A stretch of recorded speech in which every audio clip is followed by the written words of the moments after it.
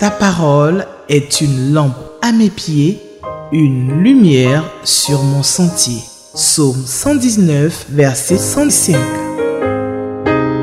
La méditation.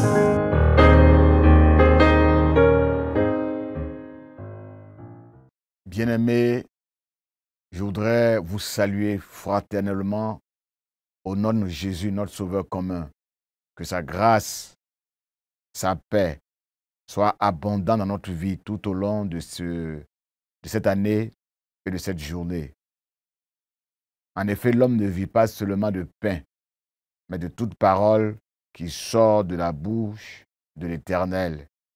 Bien-aimés, je voudrais vous encourager à ne pas vous lasser de faire du bien à votre âme chaque jour en mangeant la bonne parole de Dieu qui est savoureuse. Aujourd'hui encore, nous consommerons cette bonne parole dans le livre de Matthieu chapitre 17, versets 14 à 27. Et nous répondrons aux questions 2 et 7 du lecteur de la Bible, notre guide. Nous prions, bien-aimés, avant de lire et de méditer la bonne parole de Dieu. Nous prions.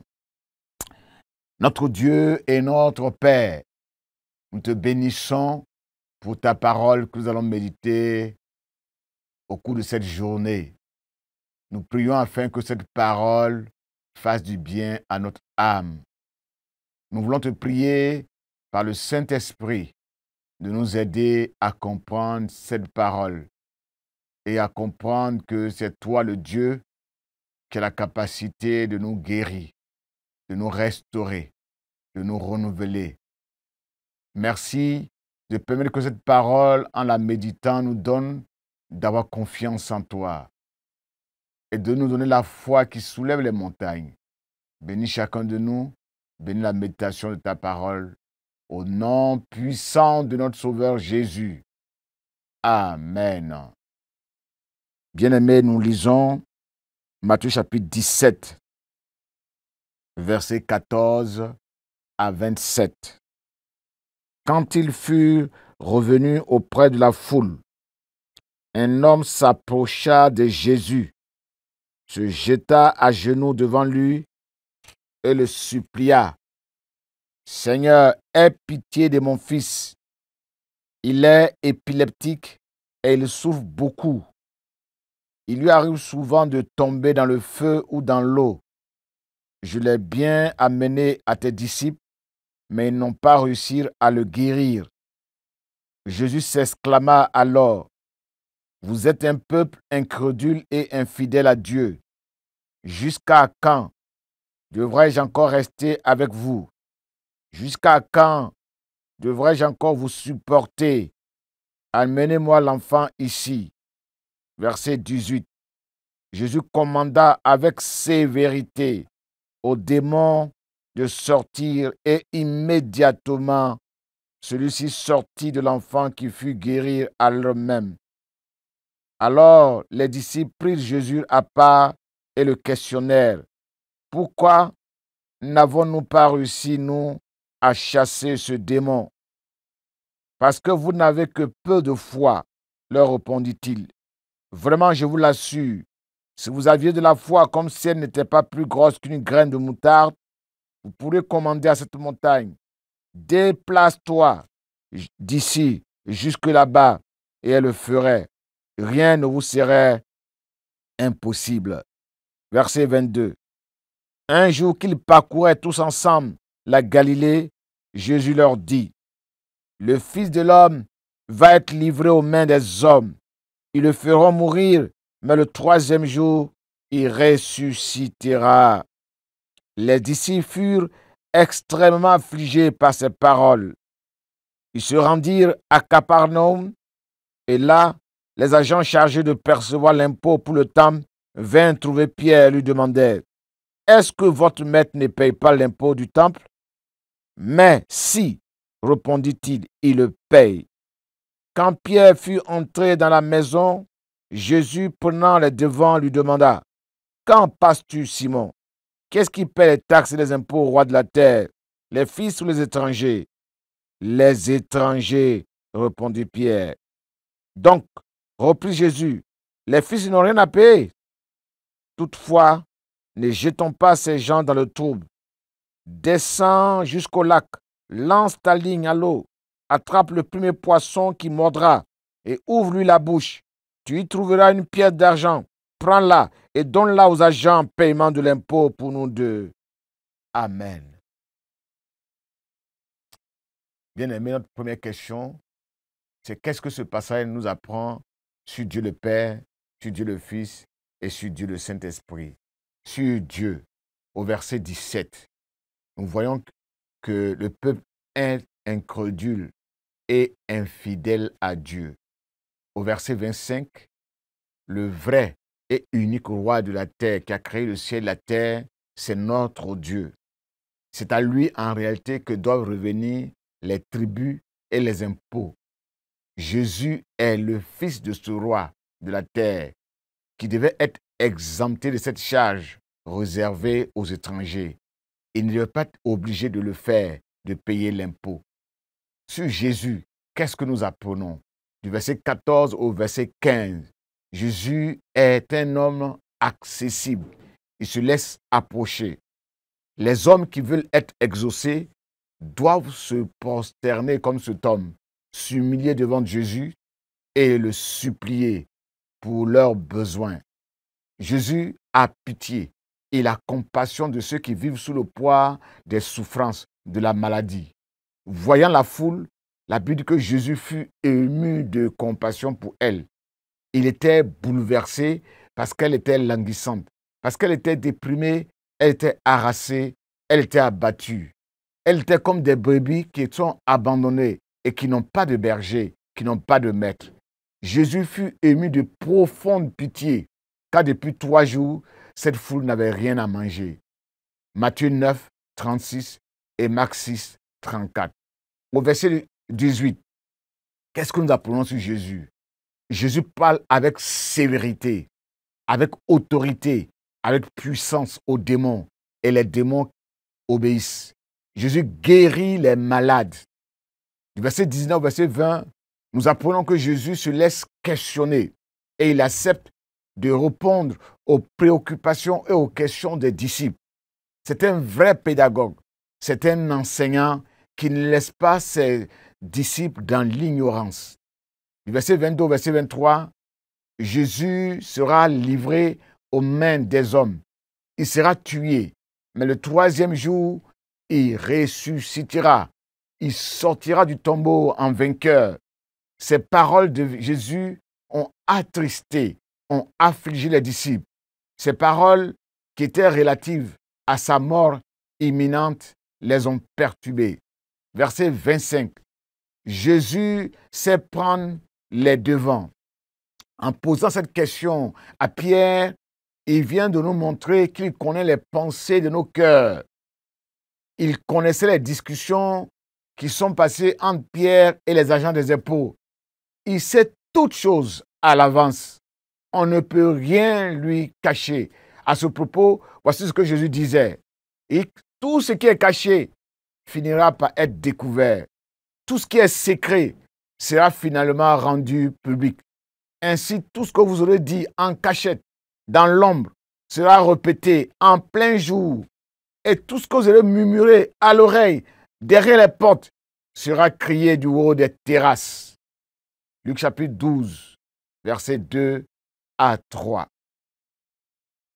Versets 24 à 27. Jésus paye son impôt pour l'entretien du temple, manifestant ainsi son obéissance à Dieu. Il se soumet aux autorités spirituelles. Il paye son impôt. Il paye l'impôt aussi de son disciple Pierre, manifestant ainsi son amour et sa solidarité envers son disciple. Jésus est un homme de paix. Il ne cherche pas la confrontation avec les chefs religieux. Il ne cherche pas à provoquer ses détracteurs en refusant de payer l'impôt. Il accepte de perdre ses droits de fils du royaume pour ne pas les scandaliser. C'est un homme humble. Jésus est le maître de la nature. Tous les éléments de la nature sont à sa disposition. Ils lui obéissent. Il se soumet à lui pour l'accomplissement de sa mission. Même les poissons sont à son service, à sa disposition pour accomplir le plan de Dieu. Jésus n'était pas riche. Il n'avait pas les moyens pour payer les impôts en ce moment-là. Il n'exhibait pas ses richesses cachées. Il se contentait de ce qu'on lui offrait dans la nature et dans les maisons. Quelles sont les vérités spirituelles, bien-aimées, que nous pourrons tirer de ce texte que nous venons de lire? Verset 14 au verset 17. Quel contraste entre la montagne de la gloire et la vallée de l'homme de la mort, la vallée de la souffrance.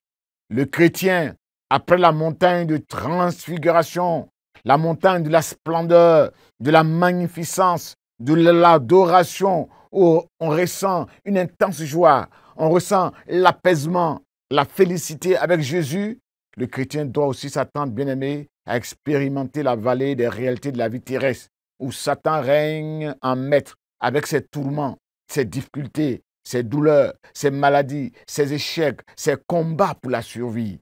Le père de cet enfant, dans cette situation de chaos, de difficulté, implore la pitié de Jésus. Jésus dit, amenez-le-moi ici. Il chasse le démon et guérit cet enfant. Bien-aimé, Jésus voit les souffrances et il souffre avec nous. Il sait que nous sommes faits de chair et de sang. Il sait partager notre condition humaine. Il entend nos cris. Ses oreilles ne sont pas sourdes, bouchées. Il connaît nos douleurs. La Bible dit que notre grand prêtre n'est pas incapable de comprendre nos faiblesses ou de sympathiser avec nous.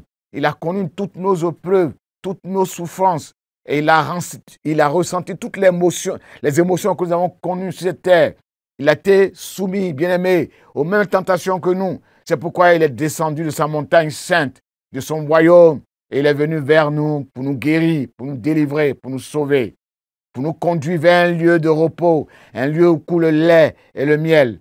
Exode 3, versets 7 à 8, Hébreux 2, verset 14, Hébreux 4, verset 15. Versets 16 à 18, Jésus dit à ses disciples, « Combien de temps dois-je vous supporter ?» Jésus exprime ainsi son indignation face aux limites et aux incapacités de ses disciples. Il est affligé, il est mécontent quand les démons remportent des victoires sur ses disciples, sur l'Église. Quand ses disciples ont un déficit dans leur foi, quand ils manquent de foi, ainsi quand l'homme atteint ses limites, dévoile ses insuffisances, son impuissance, c'est alors que Jésus a l'opportunité d'étendre sa main de gloire, de manifester sa puissance. Bien-aimés, les microbes et les virus ne sont pas toujours la source des maladies qui accablent les hommes.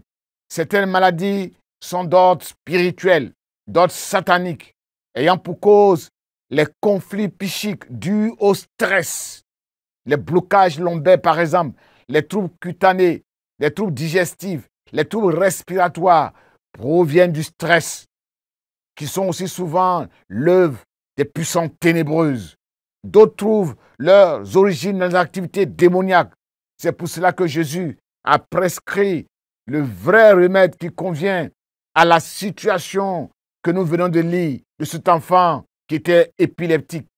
Il a dit, il a prié pour lui plutôt, et il nous demande de jeûner pour chasser ce genre de démons afin de procurer le bien-être à tous ceux qui sont malades et qui sont sous l'emprise des puissances ténébreuses. Versets 19 à 20, Jésus explique à ses disciples la cause de leur échec. Vous n'avez pas pu chasser ce démon parce que vous n'avez pas assez de foi. Même si votre foi n'est pas plus grosse qu'un grain de moutarde, vous avez la capacité, la possibilité de commander à cette montagne, déplace-toi d'ici. Rien ne vous serait impossible. Jésus veut nous montrer ici que le problème, ce n'est pas le démon qui est puissant, qui est fort, qui est indomptable, mais c'est notre foi qui est trop faible, qui est limitée, qui est petite. En réalité, une graine de moutarde pèse 2 microgrammes avec un diamètre de 1,5 mm.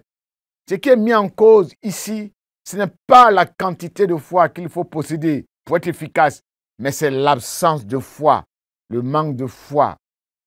Jésus utilise l'analogie de la graine de moutarde pour illustrer la puissance, la capacité, l'autorité qui se dégage de la moindre dose de foi que nous possédons. Frère, une petite foi minime, bien arrosée par la méditation quotidienne de la parole de Dieu, par les promesses de Dieu, peut produire des étincelles, des résultats remarquables, déplacer des montagnes, écarter les plus grands obstacles dans notre vie, des difficultés les plus insurmontables, les maladies incurables, dévorer des forêts, déraciner des arbres avec leurs racines coriaces et les engloutir dans la mer. Rien n'est impossible à celui qui croit en Dieu, à celui qui place sa confiance en Dieu, le Dieu de l'impossible.